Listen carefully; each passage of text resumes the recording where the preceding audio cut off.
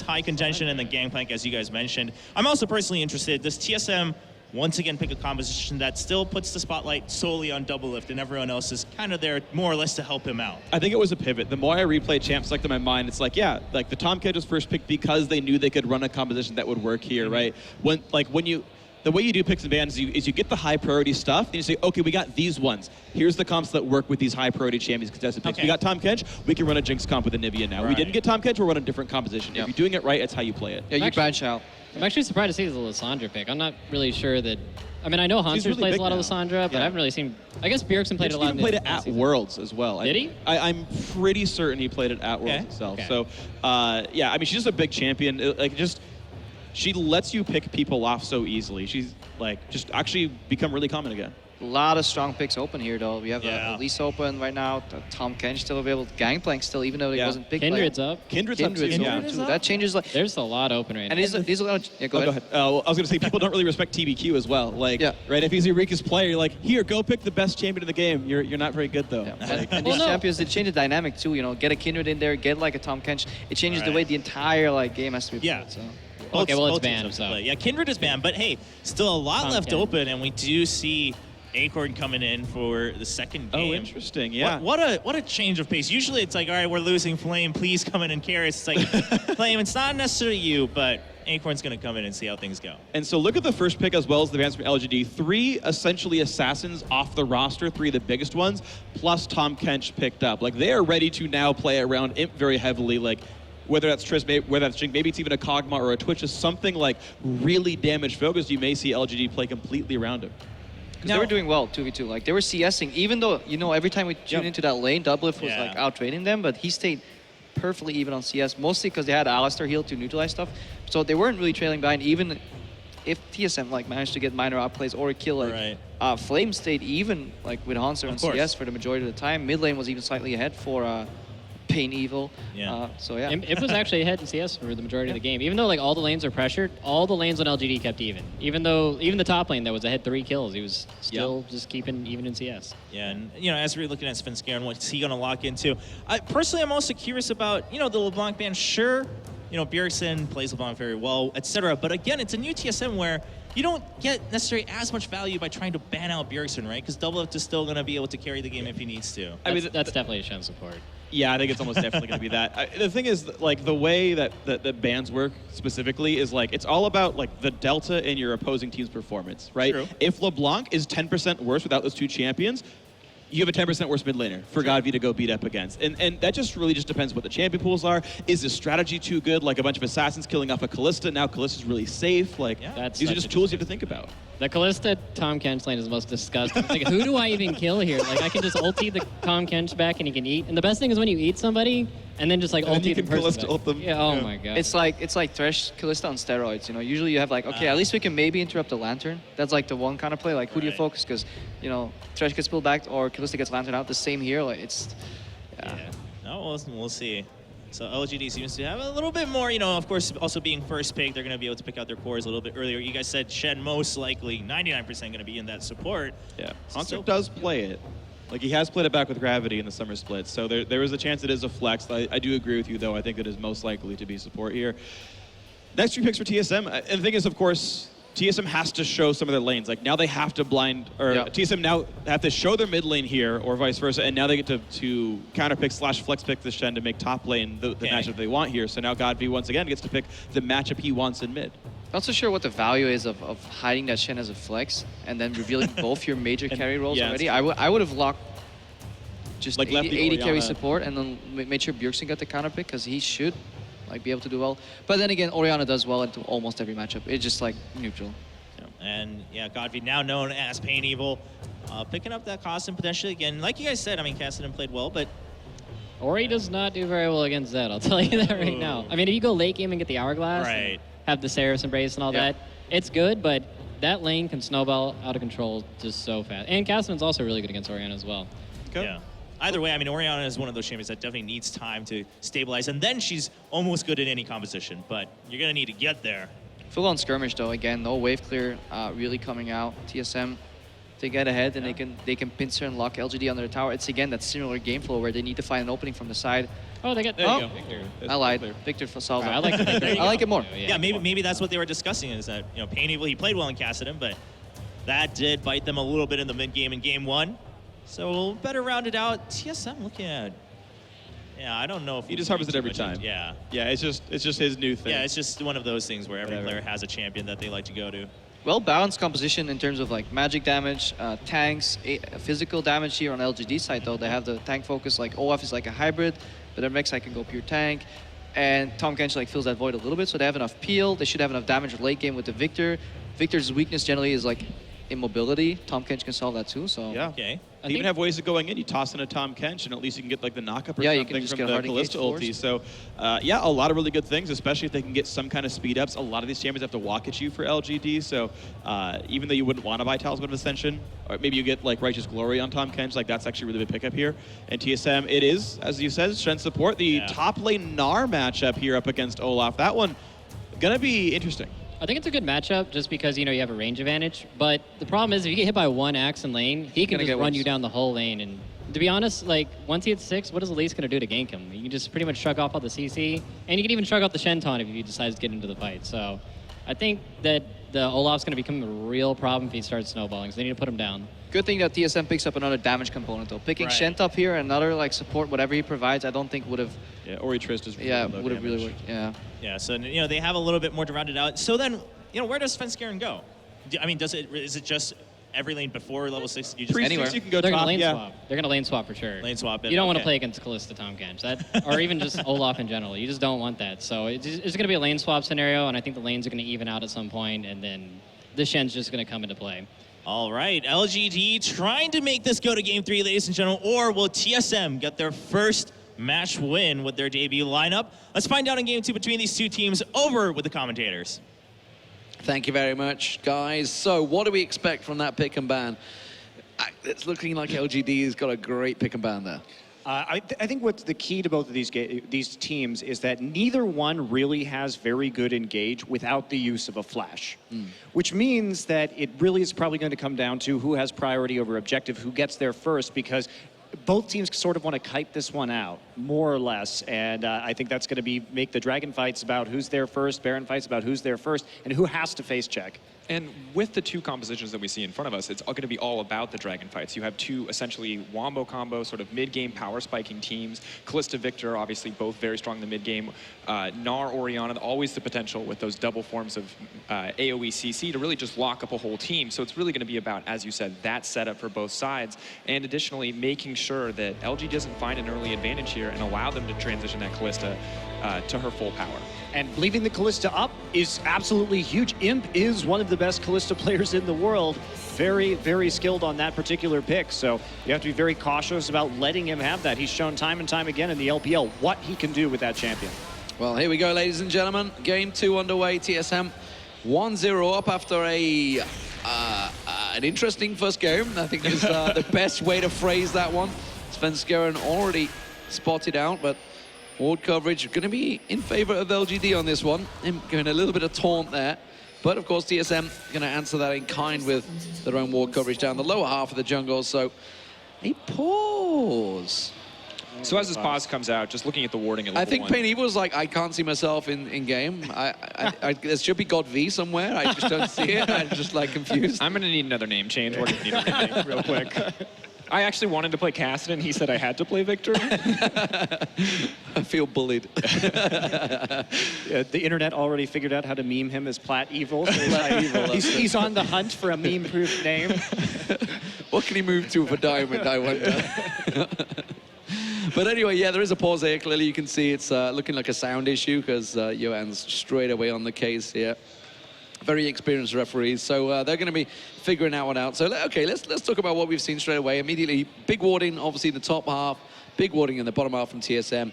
Probably going to be a lane swap, no doubt about it. Yeah, no trinket bot, actually, by PYL there at the start of this game. So and he's the deepest. Oh, my God, he was meant to be warding the top lane. Yes, he was. Oh, that's a... See, you know, when pro players make these mistakes, it literally makes it fallible for all of us. We can all make a mistake now. So yeah. I've never been so happy to be mediocre at League of Legends.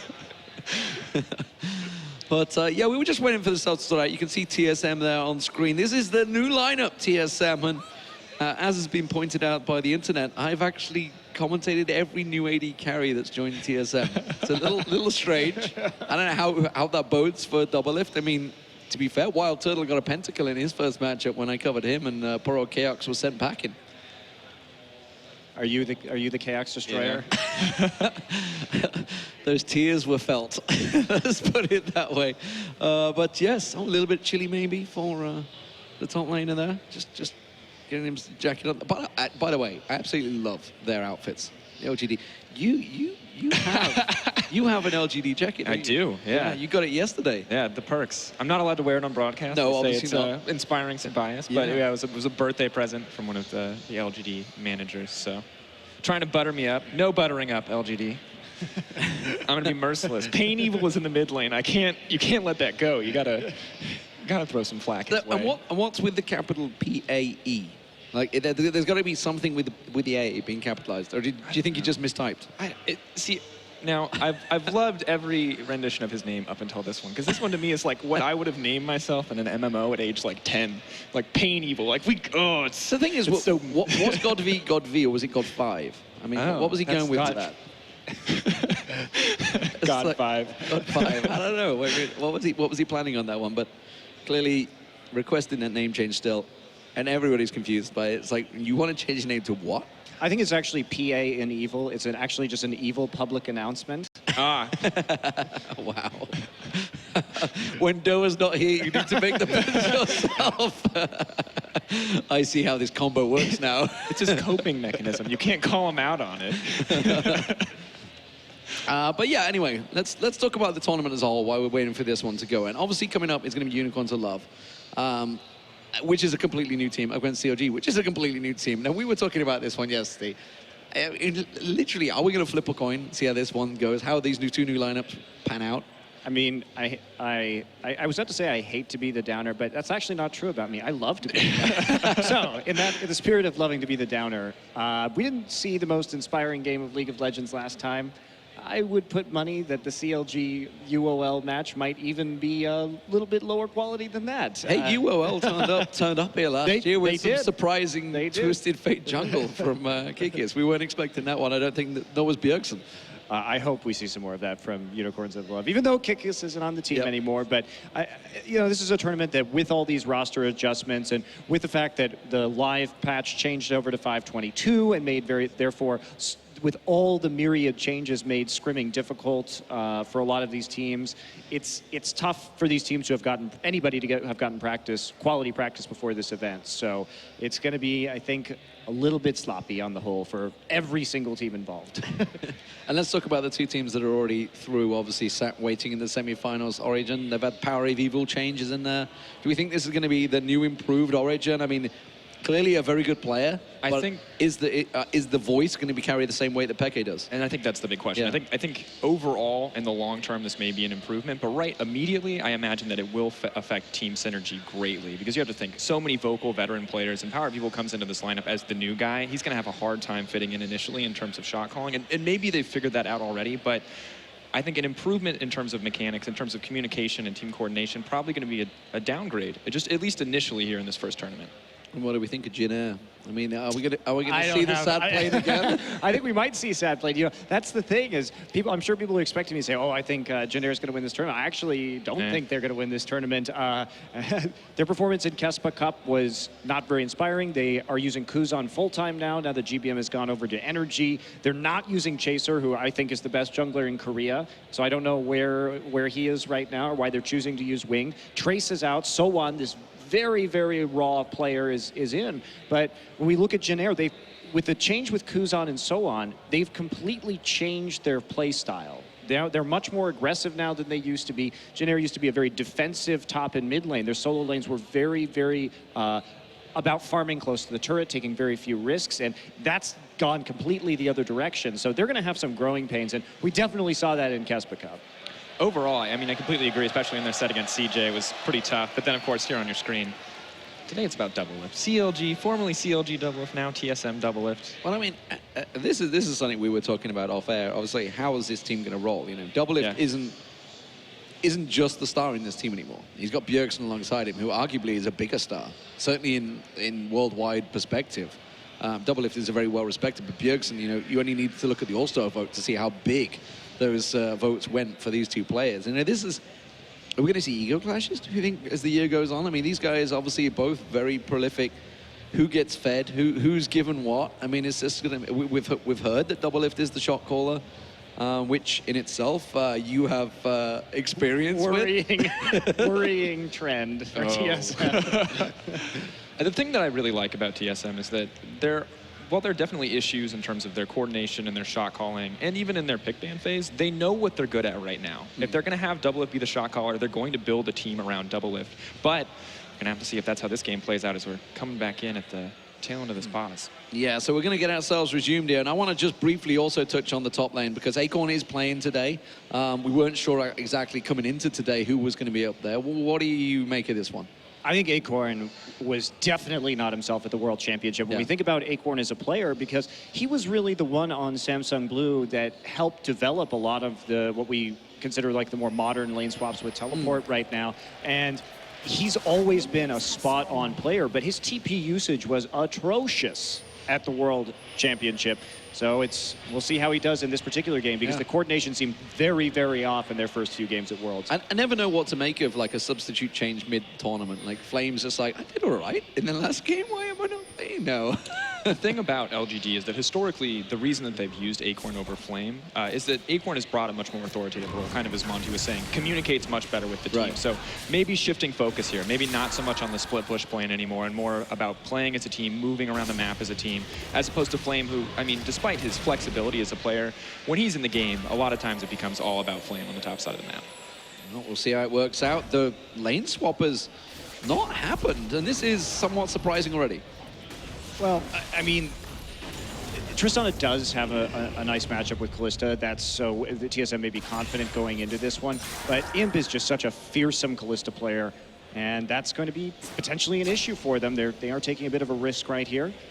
We are seeing pretty much just mere jungling going down on opposite sides of the map.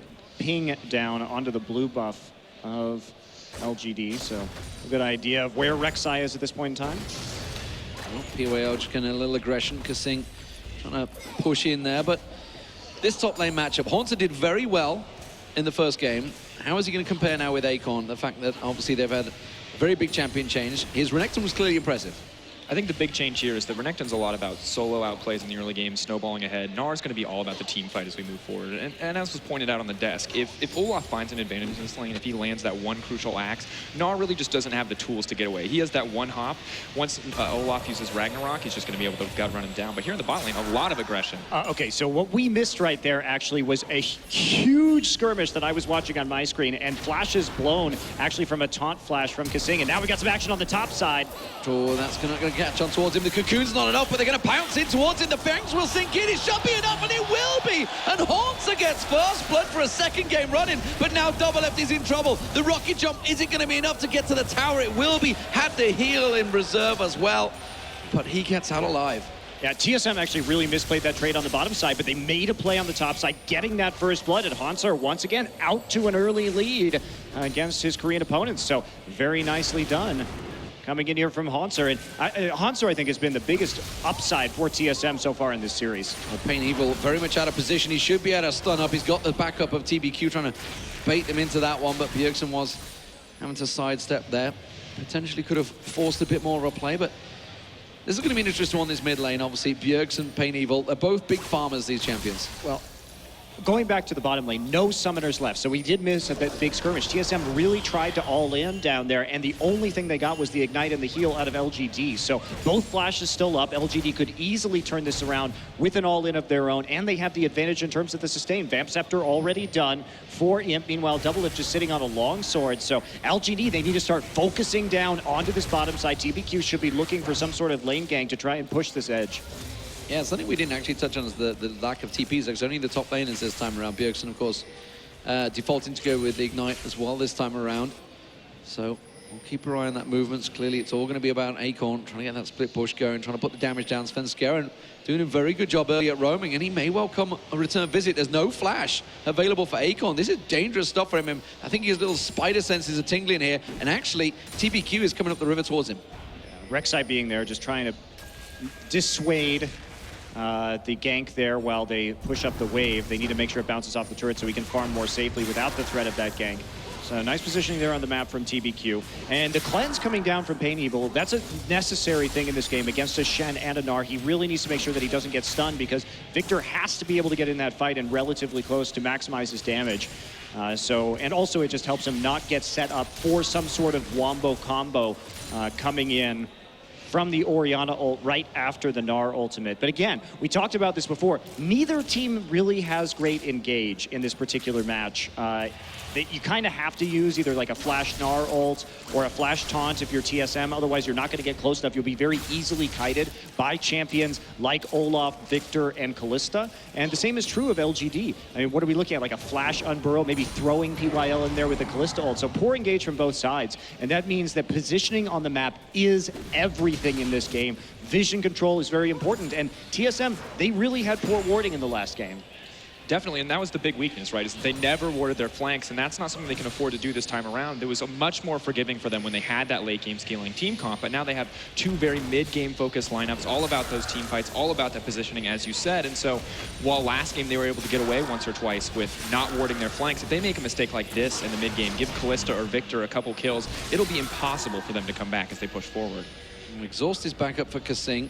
Flash is almost, so they've not been punished too bad, but they know the timing, and you can see TBQ just lurking in the wings there, looking to see if he can get something off the side, but not going to happen. They're well aware of it. They had good ward coverage in the river, so TSM not getting caught out. There's a shockwave trying to catch up towards PAinEvil, quickly countered with the Chaos Storm, locking him up. In comes TBQ. Bjergsen has to flash away, will get out alive, but big aggression from both mid laners. Yeah, Bjergsen not even dropping the ignite there, so trying to go for the harassment, not finishing up that kill, and he's going to be paying for it with that use of the flash. So now there's another chance perhaps to come back into the mid lane and make a play. TBQ, again, TBQ's positioning and his pathing this game have actually been pretty decent. He's consistently been where he needs to be in terms of mitigating the pressure put out by Svenskeren, which has been very important. Really, the only fumble was in that early game as Svenskeren once again focused down top lane, which, as you mentioned earlier, an odd strategy to see TSM bust out, known as the team to kind of ignore their top laner with Dyrus, but focusing on getting Hauntzer these early advantages has really paid off for them, or at least it did in the earlier games. Big pressure, though, from Bjergsen. That's a big CS differential starting to build up between him and PAinEvil.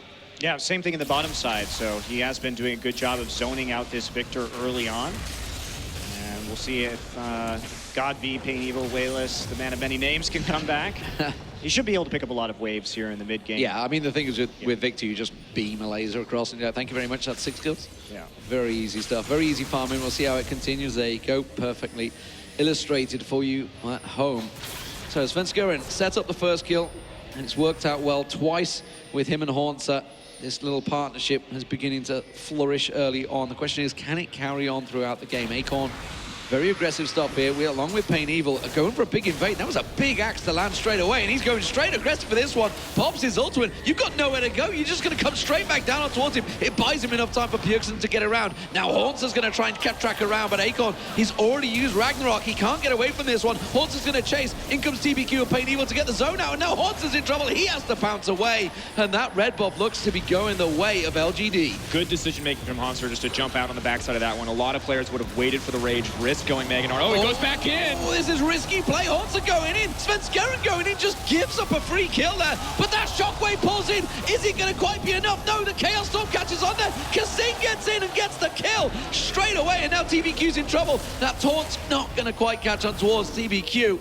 And I didn't even catch, I think the Bjergsen got the red buff out of it. But really, you know, that was a 1-for-1 overall.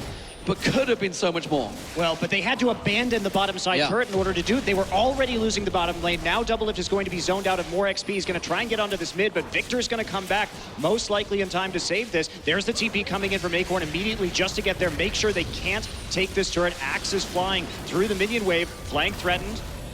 And they're waiting. The axes are coming. Viktor is there. TPQ's going for it. They're going to get the knock-up. Bjergsen in trouble. He gets locked up and taken down. It's going to be PAinEvil that gets that kill. Of DoubleLift also forced away, and this may just give them that middle turret. Excellent collapse coming in from LGD to have Imp and PYL on the backside, using that Fate's Call to find an advantage. DoubleLift trading a kill back, but now the pressure is in LGD's favor, and they have the tools necessary to take down this mid lane. No TP from Bjergsen. He's not going to be able to make it back. Yeah, this is a really poor decision-making from TSM about where to make plays on the map. Go ahead and give up that red buff at that point. You weren't set up for it. Bjergsen was back. Sure, they traded 1-for-1 kills, but they lost the bottom turret. Meanwhile, Acorn able to clean up that wave, and they've nearly actually reversed the tower on this mid lane itself. Hauntzer waiting in the brushes. Oh, Hauntzer, I'm not sure you can win this duel. Acorn's going to pop Ragnarok and chase on towards him, and Hauntzer has to leap away. Yeah, that's a risky play from him, and clearly showing the aggression and confidence that Acorn is showing already on Olaf. LGD's lane assignments have been quite good so far this game. They're playing with an appropriate amount of aggression in the enemy jungle, and it's reaping them some rewards. Got that turret. We'll see if they can transition into a mid lane push here and try and take down and snowball the game off of that. TSM, they can just sit back and wave clear right now, but they're going to have a hard time farming on that bottom side. It's going to be interesting to see when teams try to force this dragon as we see DoubleLift and KaSing posturing around that area, because this is going to be really the big arena for these teams to fight in. TSM can use it to force fights anytime they want, because they have, in theory, the superior team fight with this Gnar. However, the question is, will LGD take the bait? Will they be willing to give up those dragons and look for something else? Could find the engage here. Oh, there's the shockwave. PAinEvil. I'm not sure there's enough damage done there. And that's a great little catch, but in comes DoubleLift flying in to secure the kill. I'm not sure Bjergsen's quite happy with that, but you know, he'll take it. Good play by KaSing, and PAinEvil just missed position. He had a ward in that brush right there that's going to cause them to lose the mid turret now that they've lost their wave clear.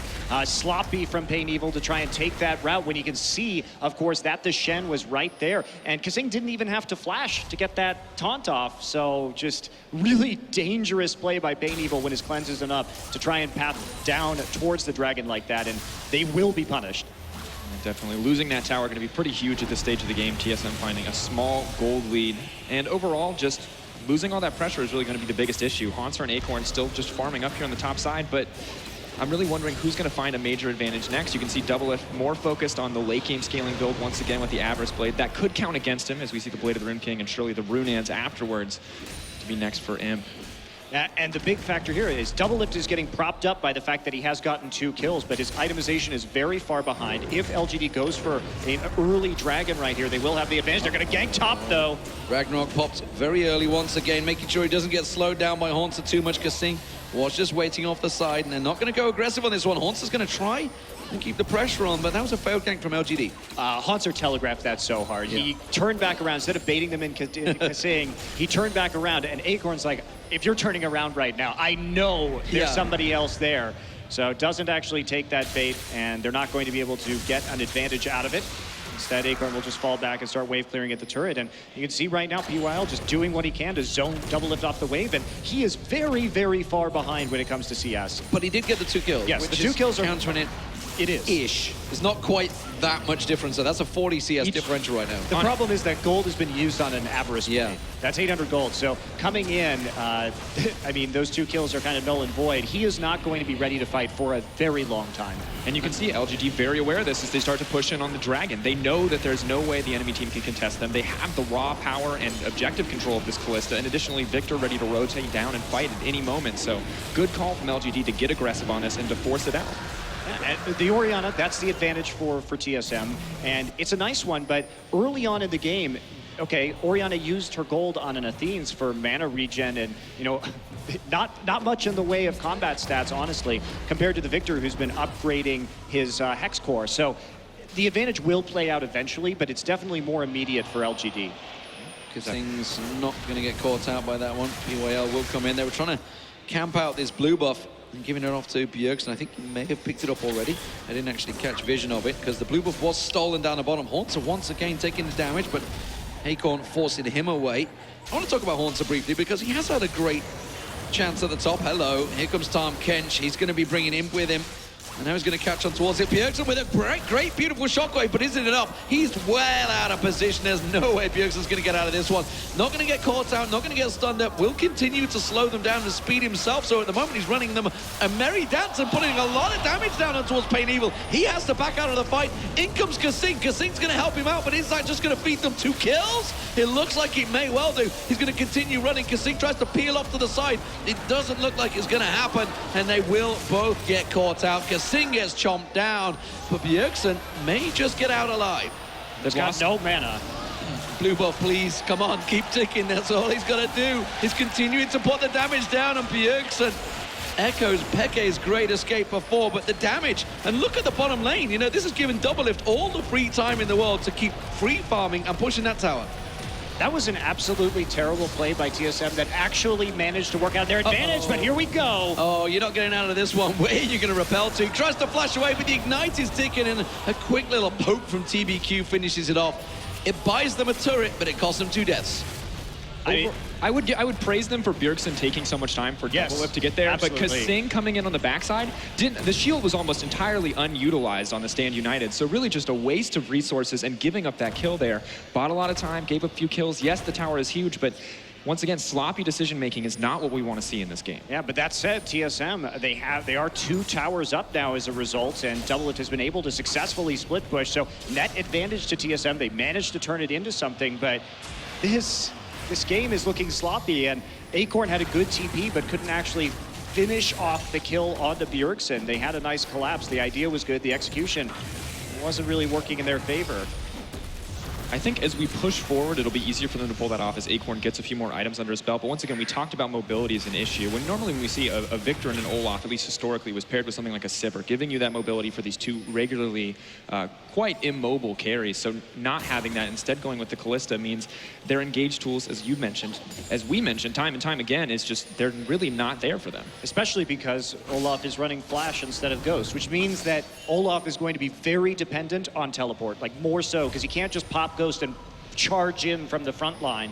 Not going to be very effective, so he's got to find another way to get in there, and it's going to come down to Acorn's TPs. And I've seen Acorn have very good TPs, but recently, in recent memory, those TPs at Worlds were not questionable. That's for sure. Hauntzer, though, been doing a great job as the top lane, honestly. Has got himself first blood against both Flame and Acorn, but Acorn just teetering around the edge this time. Svenskeren once again a little out of position. It's PAinEvil that's trying to put a pressure on him, but Bjergsen is there. PAinEvil collapses, and this is a good little collapse. Where's he going to go? He's got KaSing just around the side, but Svenskeren in trouble. He's getting locked up. There's no way he's getting out, and that was a very easy collapse for LGD to pick themselves up the jungler. And a good, quick, confident pick means they'll probably be able to grab the top lane tower as well. And TSM doesn't really have any pressure elsewhere on the map. A TP in the mid lane, though. Oh, they're going to try and answer it. PAinEvil caught out. He's going to get locked up. A DoubleLift will pick up the kill. They can push straight through this mid lane turret. This could be a bit of a trade going on here. Top lane is going to get taken down. Looks like LGD will finish that one off, but they have to respect this push that TSM have managed to react to. Good little teleport there. And I don't think they're going to get that top turret, actually. The minion's going to die, so they don't even get it in the end, but maybe they can try and stave off the damage. But if they don't get that top, they recall, and this goes down, is a really bad call from LGD, and that's what it's going to be. Yeah, Acorn has stuck around at the top there, so he should get it now. But yeah, that's a middle tier 2 turret for the top lane. That was a great trade from TSM. And I think this is godV just not understanding his role within the team, overextending a little bit. That's not something you can afford to do. This game. Exactly, and he is their only reliable source of wave clear. So if he goes down, turrets are sure to drop as well. So he cannot afford to get caught out. His pathing has been really suspect. That's the second time he's put himself in a very dangerous position on the map and been punished for it. Now, TSM's been doing a good job of collapsing and making those plays work, but not really heads-up map awareness here from PAinEvil. Not at all. And what's the bigger issue here is this gold lead continues to grow, is coming into the next team fight. That's really going to show if TSM can get the setup necessary. Now, they don't have too much vision, or they do have a decent amount of vision. LGD don't have the vision really around Dragon necessary to contest or fight this one out. So TSM should be able to take this Dragon as well with some confidence. One thing that needs pointing out is DoubleLift has now got 3 kills.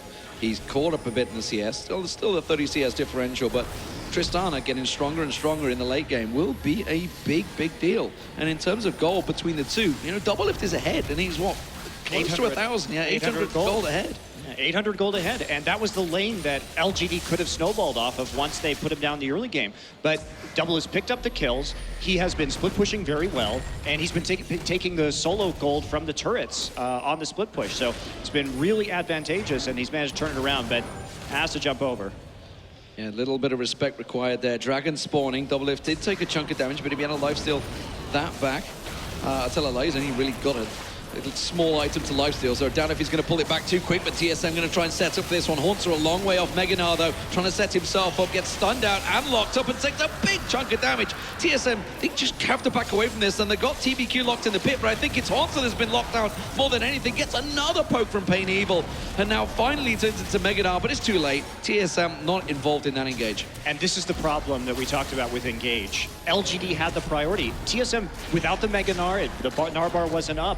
Hauntzer wasn't going to be able to try and get a flash engage on there. This is risky. Yeah, you really want to be on that dragon first, or on that objective first, and LGD, they could take it with very, very little threat. Are they really trying to set up for a gank here? No, they're trying to push them and just escape through the mid lane. Okay, they're just going to try and draw them away. They have ward coverage in the middle. They have a wave coverage here. So LGD kind of a little out of position themselves now. Oh, a shockwave pulls him, and it's only PAinEvil they catch on. That grey matter will keep him alive for now, but that was a big hit. They're going to try to chase on this twist one. DoubleLift and Hauntzer very, very low, but doesn't look like the Chaos Storm's going to catch on towards them, and not quite close enough. And it does look like everybody will escape. But overall, LGD got the dragon. LGD can't engage either. There's no way you're going to get through the chokes with the level of zone control that TSM had. Sure, they tried to go in once the shockwave went down, but look at the disengage. You have the buster shot coming through. You have so many tools just to move out and kite if you're TSM. So over-aggressive there. They just need to push them off the mid wave and DoubleLift. No, he's good, he's good. I mean, this is what I was talking about, the lifesteal. He's basically only got a Doran's Blade, that's it. So, I'm pretty sure he's going to stack that up next. Probably. Hopefully should be able to finish the static ship here. Yeah. If he does pick up that zeal. Able to clear it out shortly on the bottom side. Hauntzer's kind of moved over to this sort of split pushing role, using that range and the safety he has from that hop to kind of let himself back off. On the opposite side, Acorn, we saw him flash forward incredibly aggressively at the tail end of that fight, and then it just immediately had to back off. And that's going to be a huge issue as he pushes forward in this lane, because he has the Ragnarok to keep him safe, but he has really no kill pressure on Hauntzer at this stage of the game. Again, we just see a total lack of wards here. He's going to go onto Hauntzer. Oh, and Hauntzer has to flash away and counter it, realizes, hang on a minute, I can turn this in my favor. Ragnarok down, Hauntzer in a straight one-on-one, takes down Acorn. No flash, huge mistake to get aggressive there, have to say, but the rest of the team posturing to get picked on. PAinEvil caught locked up, that's going to be a quick cocoon on towards him. He manages to flash out alive, but DoubleLift will pick up another, and there's a shockwave landing. Imp is getting decimated, DoubleLift will get himself another and leaps out alive. And TSM has started to turn on the pressure. PAinEvil gets locked up, KaSing will not quite finish him off, but TSM get themselves a couple of kills for free. And that was a great use of the one-on-one kill. KaSing just going to delay the recall here, chucking a sword out, but using that solo kill to try and turn it around on the opposite side of the map. Hauntzer didn't end up having to use his TP right there, chose not to get involved in that fight, but they make the plays, and they've extended their gold lead now to about 5,000 here at 23 minutes, so substantial advantage for TSM. And look at the difference in the CS between these top laners, 141 to 180, a massive lead for Hauntzer, finds the solo kill on Acorn, a much more experienced player, and just amazing play. But looking at this team fight here, you can see how aggressive they get. They find the pick, and the big thing to watch for is as they push forward, getting caught out by the shockwave. They walk right into that zone where TSM have absolute control, and they get ripped apart. DoubleLift, some flashy bounce house plays, the signature aggressive AD carry moments as he finds a way out of that fight, and there's just no damage left as PAinEvil is running out of mana, has to burn through too many cooldowns, and overall just very well executed by TSM. TSM actually doing a great job getting wards up in that top side. That was one of the keys to look at for them in this second game. And now they have that Baron control looking much more tight in their play around that objective in this game number 2. And DoubleLift has moved close to a 2,000 gold differential now between him and Imp, and that is huge. The Tristana getting ahead of Kalista, that's a real big problem 24 minutes into this game. But LGD do pick up that mid turret, so finally taking away some of that free vision that TSM have garnered themselves, but starting to make a little challenge for a bit of Baron control here, a bit of vision in that river. Still a long time on Dragon, so it looks to be just a simple bit of posturing from both teams. Who is the stronger? Who's going to get the vision down? Remember, the warding from TSM in the previous game was far from perfect. And again, quite a lack of it right now.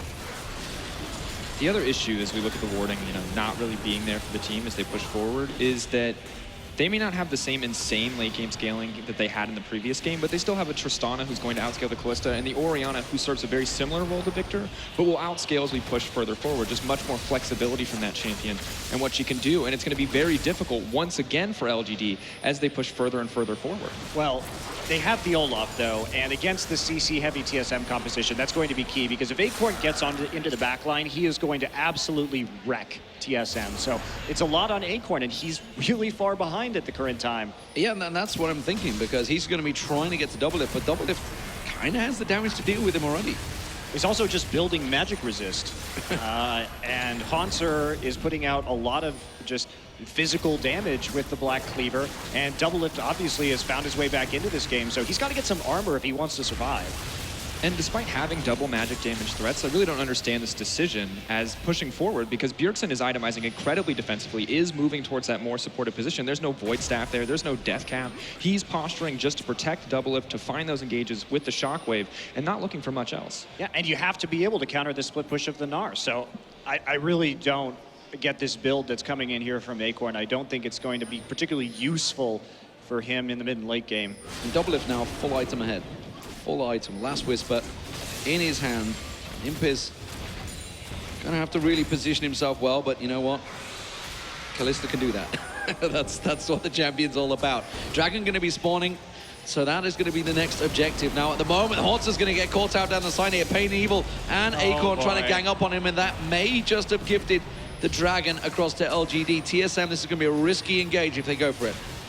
He's got teleport available, Hauntzer, so if he's going to back away, which he's doing, he could TP in time. And they, well, LGD have taken the time to start this Dragon off. Are we going to see some aggression? No. Bjergsen's backing away. That's going to be LGD's Dragon. LGD just doing a much better job of setting up for this objective overall. Once again, finding small advantages. This time around, didn't zone out with the Viktor Gravity Field, found some damage onto Hauntzer, turned that into the Dragon. And this kind of control, pushing into 3 Dragons at this stage of the game, is really good for them. It will help them balance out their sort of lack of late game scaling if they can hit that 5th Dragon. Yeah, and we're looking at, what, about 38 minutes for that Dragon number 5, if they get Dragon number 4. So this is a good position for LGD to be in, despite the fact that they're behind. But again, it comes down to rewards. Complete coverage in that river. And we did see Hauntzer pushing up and trying to walk into river when he was totally blind, not knowing where everybody was on the map, taking that chunk. And he was Mega Gnar. So even if he had gone back and healed up, he wasn't going to have Mega Gnar for the next fight. And they must have that for these. They are absolutely reliant on that Gnar ultimate to engage.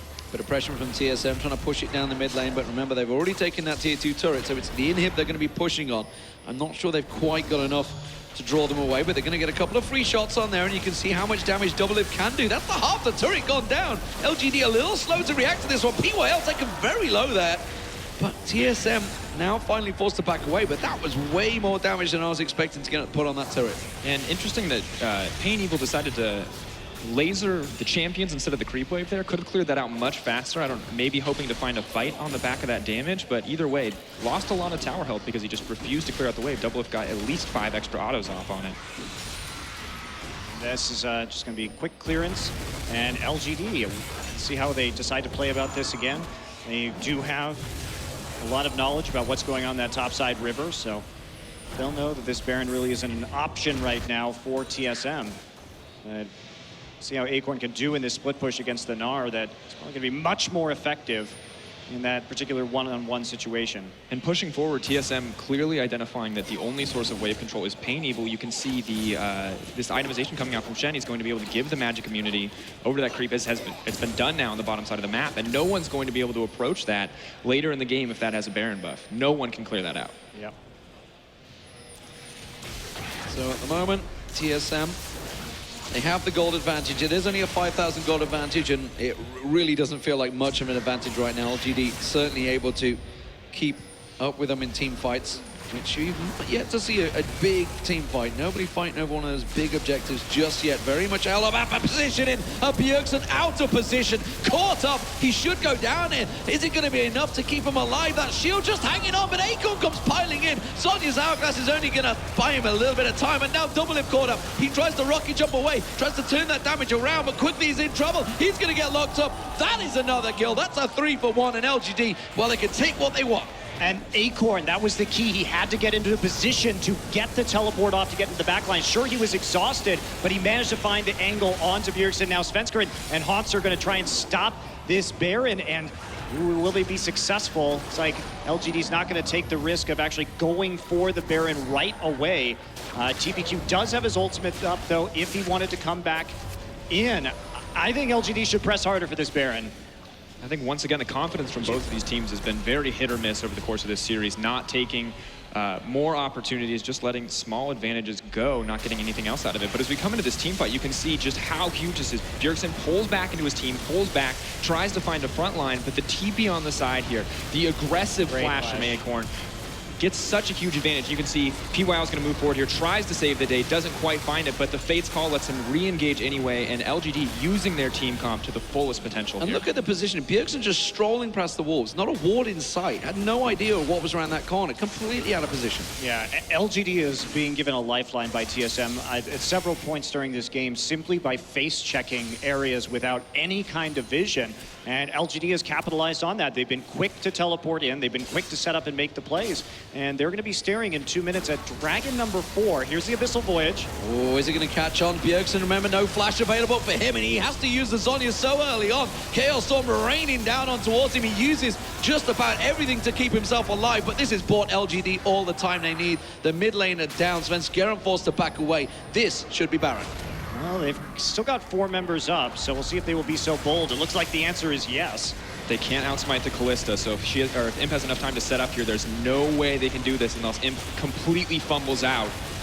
Remember, Sven managed to get a steal in the previous matchup. DoubleLift still alive. They're trying to get the peel on towards him. Hauntzer's got himself into Gnar. He pounces in towards him, slams them away, but is it enough? The damage, TVQ taking a lot of damage off the side there. DoubleLift trying to get the damage down towards him. He gets onto PYL. He gets onto TYQ. I can't believe what's happening. DoubleLift is going to get himself a second and a third. Now he has to back away. Now they have to respect it. Oh, PAinEvil's laser doesn't catch on. Svenskeren caught out. But DoubleLift now, can he escape? I don't think he's quite got enough. Imp should catch on towards him, and PAinEvil's laser does enough. But that, I think TSM will still be happy. It stopped the Baron. They got themselves a hatful of kills for DoubleLift. And right when I criticize LGD for their lack of confidence, they make a bold move, and it completely pays off despite a beautiful Gnar ult coming in from Hauntzer on the backside of that fight. LGD just ripped through the team, Imp putting out consistent damage and just allowed to destroy everyone. Yeah, take a look at Hauntzer coming in right here, because you see all the spears coming in, and then you see Imp get knocked into the Baron here. So he starts to actually, after the stun, he actually did have a chance to keep those spears up, and they made the decision to turn on that fight all the same. But Imp managing to clean up despite not having the biggest amount of damage in this game, and using the spiderlings just to continue to jump forward. And fortunately for him too, a minion wave right here, so he can continue to get his dashes off and be more of a nuisance. Nice death ray at the end from PAinEvil to pick up the kill. And good use of the Siphon Power and that Kalista Martial Poise passive to continue moving forward, but Baron being postured around as they push forward. TSM looked determined to take the Dragon in this exchange. TBQ started the Baron off. Dragon's been picked up by TSM. That's going to get them the first one, but can they react? Can they get here in time? Because this Baron is going down quickly. Acorn's going to be the man that distracts them. Svenskeren's rushing towards it. He knows he needs to get in quickly. Is it going to be enough? I don't think it is. Baron will go to LGD. TSM out of position there, and now they have to back away. They have to respect the damage that LGD have. Hauntzer caught out. He's got no Gnar available to him, but that's going to be a shockwave. Is it enough? PYL taking damage. DoubleLift once again around the side. Svenskeren will catch on, but that was a great catch there from PAinEvil, and that will turn the fight on its head. It's a 2-for-2 still, though, and TSM are not done yet.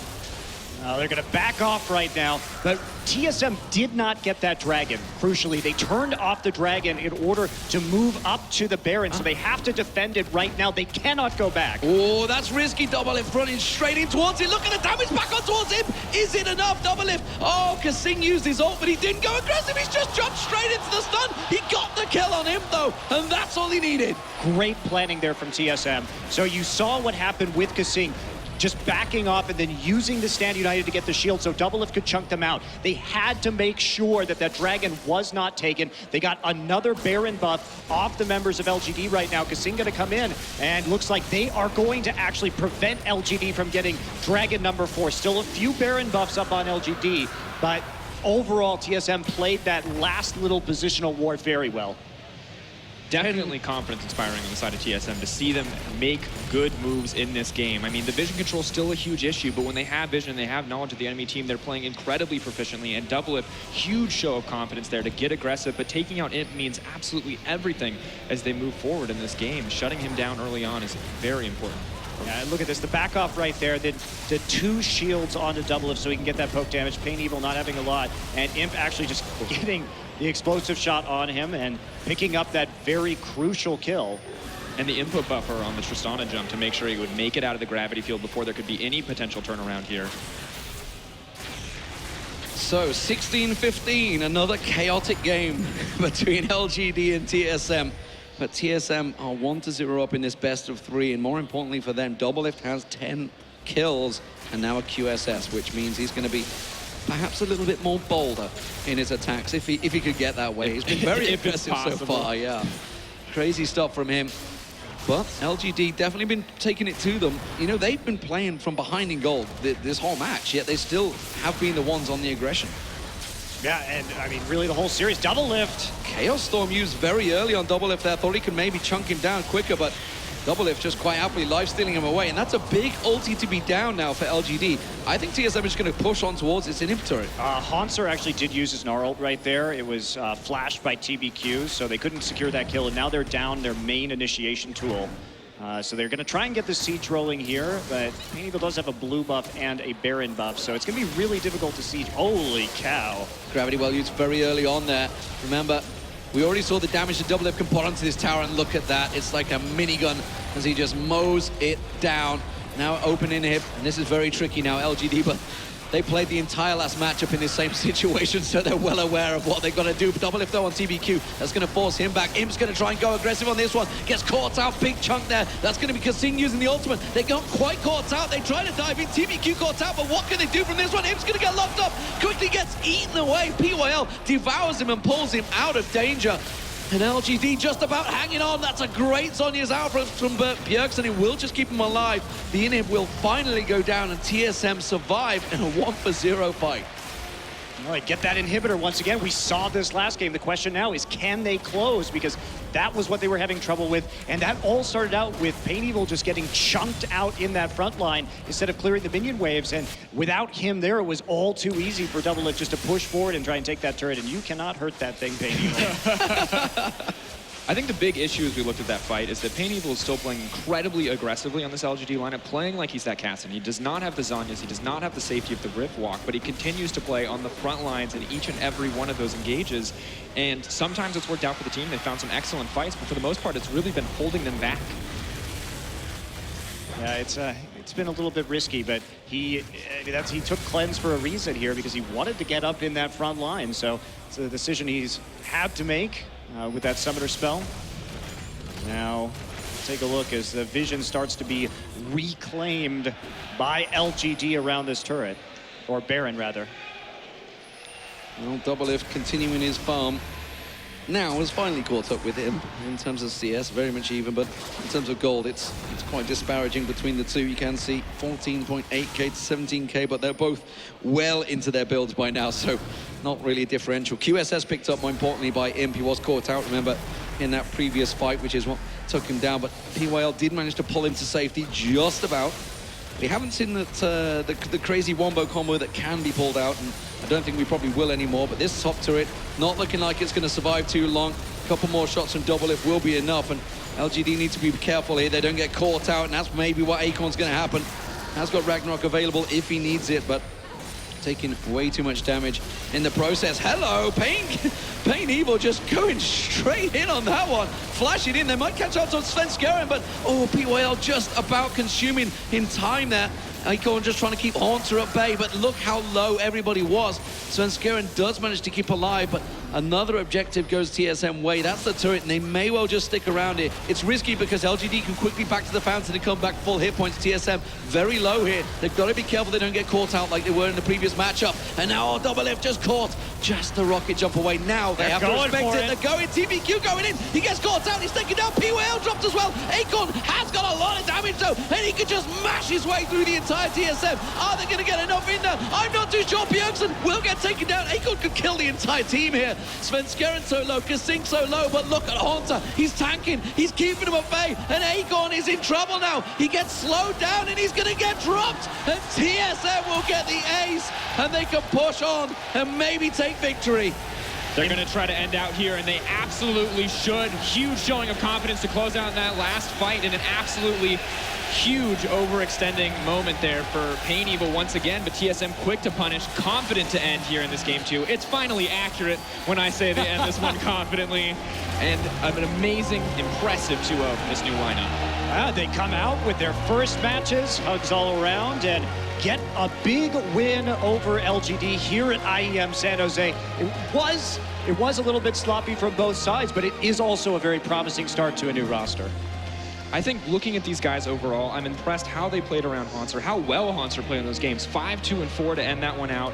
Absolutely dominating in a couple of those fights. His positioning in the last few engages, focusing more on zoning out. I wasn't a big fan of that, but overall, for a new lineup to function this well in team fights and in shot calling is very impressive. All right, LGD, more questions from this team that looked so good in the LPL and has now failed to deliver on 2 consecutive international stages. Looking out of sorts, looking discombobulated. PAinEvil just flashing in on Viktor in that last fight to try and engage. And they did not have engage with this composition. That is part of the flaw with the draft that both of these teams decided to go for this time.